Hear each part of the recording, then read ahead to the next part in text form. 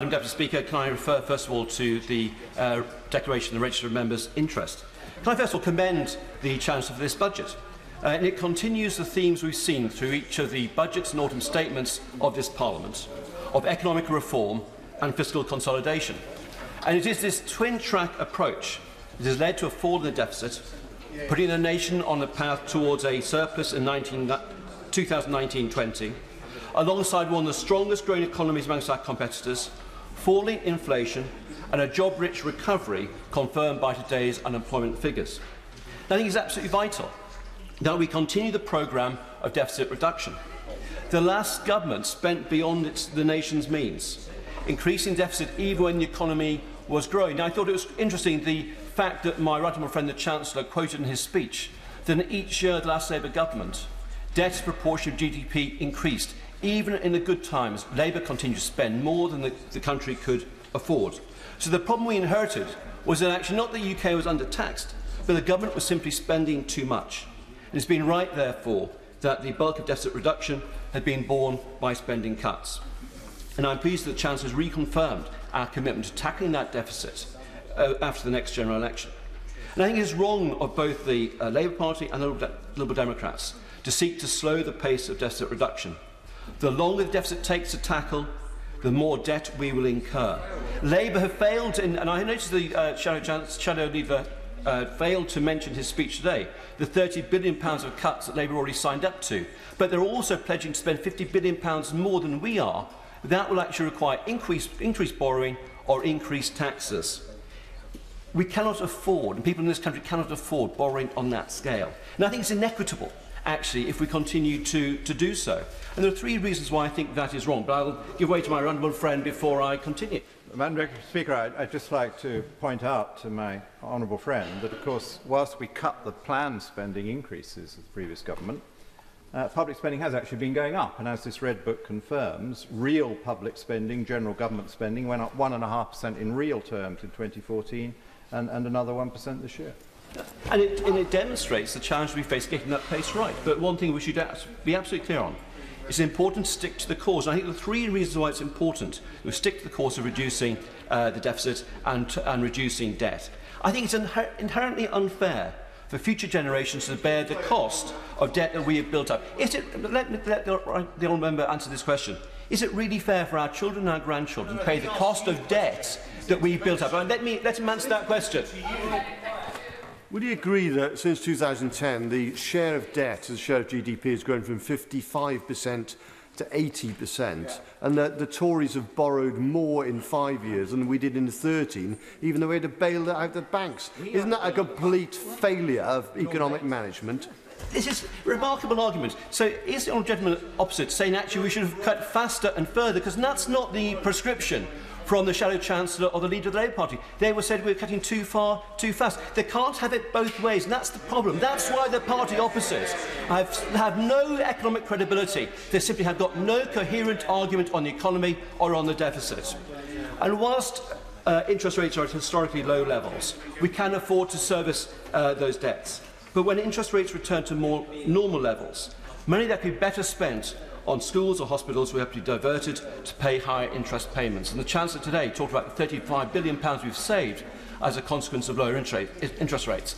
If we return to the economic chaos of the previous government, are we going to see those interest rates remain low, and won't we see increased costs of interest payments, cutting the amount of money that can be spent on health and social care? But I'll give way to the honourable gentleman. Can I thank the honourable gentleman for giving way? I was struck by his comment about economic credibility. What credibility does the current government have when it insisted that it would eliminate the deficit in this Parliament, and it's only achieved half that amount? I'm surprised by the honourable member, because he is a member of the Treasury Select Committee, has looked at these things very carefully. He would have seen what happened in the Eurozone in the first half of this Parliament, where the headwinds from the Eurozone, and the OBR have confirmed this, had a negative impact on the UK economy. And we cannot ignore the impact of turmoil abroad on the strength of the UK economy. And I think it is surprising that a respected member like him actually fails to recognise the lessons of what's happened over the course of this Parliament. I'll give way to my honourable friend. congratulate my honourable friend on the powerful speech he's making, but does he not also recall that the OBR spelled out very clearly a year or so after 2010 that they had underestimated the real impact of Labour's recession? Absolutely, my own friend is absolutely right. That the problem for the party opposite is when confronted with the facts, they hide. And that's the problem they have. That's the problem they will face over the course of the next 50 days, because they have clearly not developed the economic credibility, because their plans and their message are confused. They have no idea about how they would deal with the economy. All we know about the party opposite is they will spend more and borrow more and tax more, the way that every Labour government has behaved in office. So the third point I want to make about why we should be moving towards a surplus and reducing national debt is actually, if we continue to lock in debt at high rates, we are reducing the capacity of future governments to withstand future economic shocks. And actually, one of the challenges we face, I think, in this Parliament is because of the high levels of debt racked up by the previous government, because it's increasingly harder to put into place the measures needed to turn the economy round. So I don't believe, Madam Deputy Speaker, that we can simply pretend to ignore the deficit or rack up unfunded spending cuts. We do need to work hard to tackle the deficit, to actually turn down, to make sure that the debt falls a proportion of national income, as it will do at the end of this Parliament. To get the right messages about let's be responsible for how much we spend, let's be responsible for taxation and spending. If we are able to run a surplus in the good times, that will help the economy when difficult times lie ahead. I will give, yes. I'm very grateful, honourable gentleman, for giving way. Will you not accept that this has been the slowest recovery out of any recession just about ever, and that research from the National Institute of Economic and Social Research shows that had it not been for the austerity cult and choosing austerity, GDP would be 5% higher, and the figures on the extra tax revenue would be around 32 billion, at about a third of the current deficit, and that these cuts and the austerity have cost in the economy and the opportunities of people as well. I'm not really going to be lectured by a member of the SNP about economic realities. We've just heard in the budget today just how actually, because we are together as United Kingdom, we're able to support the North Sea oil sector in a way that they could not support if they had achieved independence. So I'm not going to take any lessons for economic credibility from the party opposite. Now, Madam Deputy Speaker, in preparing for this speech, the last I'll make in this House, I look back to my maiden speech, and unsurprisingly it touched on the local economy. I highlighted the strength of the business community in Fareham and its low unemployment rate. I also talked about the pressures on public services and infrastructure from house building. Perhaps it's that frame of reference which I should use to talk about economic reform being introduced by this government over the last 5 years. Fareham's economy is still strong. In 2010, unemployment was 2.2%. Today, it's 1%. Strong businesses have helped contribute to that. They benefit from the government's reforms, and lower employment and corporate taxes have helped businesses locally to recruit. The apprenticeship reforms we've introduced over the course of the last 5 years have meant that Fareham businesses have taken on 740 apprentices in the last year, compared to just under 600 in 2010-11. These reforms have led to a renaissance at Fareham College, where, thanks in part to taxpayers' money, they've opened a specialist advanced manufacturing centre to meet the growing needs of local businesses, as well as refurbishing their campus in Fareham. In my maiden speech, I criticised the top-down housing quotas that characterise the old-fashioned approach to planning, and they had failed Fareham.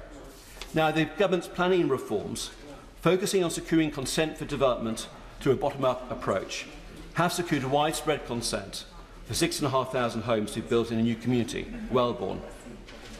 This new settlement has benefited from the local growth deal, funding for infrastructure improvements such as the new Always Junction at Junction 10 of the M27. Whereas in the past, infrastructure never quite met the local needs, I am more confident now than ever before that new development in Wellbourne will not harm the quality of life for local residents. One of the challenges we face in Fareham is getting young people onto the housing ladder. And I think the Help to Buy ISA announced today by the Chancellor in the budget will help many young people in my constituency find it easier to get a home of their own. Now, the economy of South East Hampshire is dependent on good infrastructure, which is why I'm pleased that the M27 is scheduled to be upgraded to a smart motorway in the next Parliament. But I would encourage my honourable friends on the Treasury bench to ensure that that is delivered in the first half of the next Parliament and not the second half. Poor road and rail infrastructure makes it harder for those out of work in the older urban areas of South East Hampshire to access the employment opportunities here in Fareham. And in taking forward the economy in South East Hampshire, we have benefited from the abolition of regional development agencies and the introduction of local enterprise partnerships. I always felt that CEDA neglected South East Hampshire and focused its money and efforts elsewhere.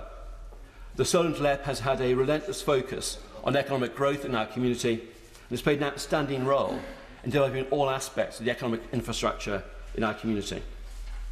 So I believe our economic reforms and the long-term economic plan have benefited Fareham and its residents. It provided a route for further prosperity and security for local families. It's been an honour to serve those families over the last 14 years as their Member of Parliament. And I'm grateful to them for the trust that they have shown in me. Madam Deputy Speaker, can I, through you, thank the staff of this House for the support they provide to Members of Parliament. Their work over the last 14 years has been invaluable, supporting me in becoming a more effective Member of Parliament. So it's also an irony, Madam Deputy Speaker, that I'm making my last speech in front of you, as we've sparred many times on the finance bill when the last government were in office. But can I conclude on this note? One of the most important roles of any government is economic stewardship. We need to make sure that we provide jobs and growth for families. We provide economic stability, because economic stability is vital to their confidence and to their well-being. I believe that we leave office this election, I leave Parliament this election, knowing that the economic future of my constituency is much more secure than it was 5 years ago, and we should not squander those hard-won gains by losing the next general election. John Healy. Speaker, can I say it's a pleasure to follow the honourable member for Fareham in what is his last speech to this House. Like Madam Deputy Speaker, I also faced him through the long hours of many long finance bills when he was on the shadow front bench for the Treasury team, and he gave us a reflective and loyal speech this afternoon, which has been characterised